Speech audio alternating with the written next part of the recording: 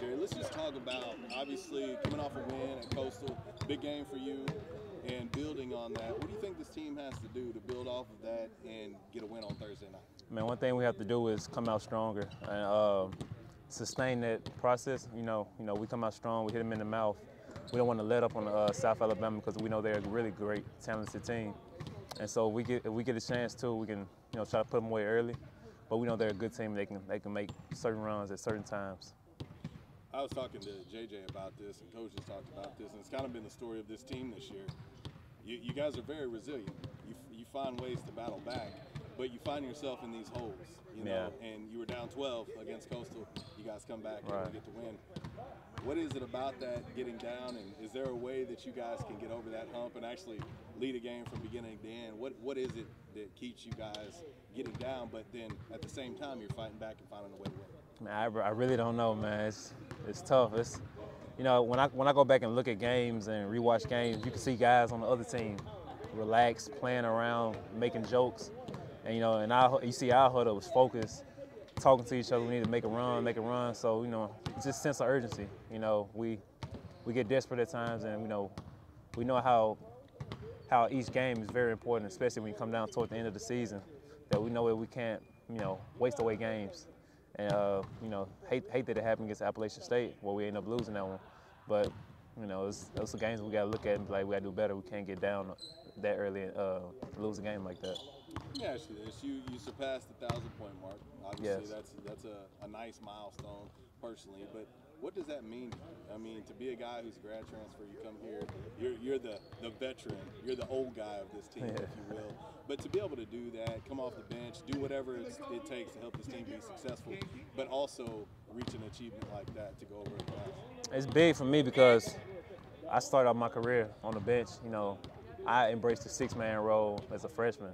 And, a lot of starters get that, but, I came off the bench doing it, and I love coming off the bench. And I know coaches had talks with me about starting, but, I think it's just my role to figure out things before I go in and, see how the game plays out and just try to do what I do best and just help the team out. I wanted to ask you that because that is odd. There's not too many guys that say, I embrace coming off the bench. I would prefer to come off the bench. What is it about that? Because that's something I've always wanted to ask you because I can tell that you're cool with that. You almost prefer it. Right. So what is it about that? It's just understanding the game and understanding the flow and see how the aggression and how the other team comes out and play. I just watch and see how we score, we go 5-0 run, or if the team goes on the other team goes on a 5-0 run, or just seeing I need to be more aggressive. It's holes in the zone over here, or just reading things. It's more just doing more scouting. I would say it's just more mental. Yes, things like that. It's just trying to understand I need to do this when I come in. And so, if I get the chance to start, I don't get to see those things, or I may miss them because I'm trying to guard this guy, or I can't see the things. So when I'm on the bench, I see things like that. It's like, okay, this is open, or I can make this pass to this guy, or things like that. 5 home games left. It's hard to believe. I mean, the season is flying by, but all 5 are very important. Right. What do you guys got to do to protect home court? You drop 2 in conference play at home, and you try to get those back on the road, but what do you have to do to take care of business at home? We have to be more in tune into the scouting report. I know some teams we played once already. I know South Val. We still haven't played Little Rock yet, and just being more in tune to the scout. We played them once before.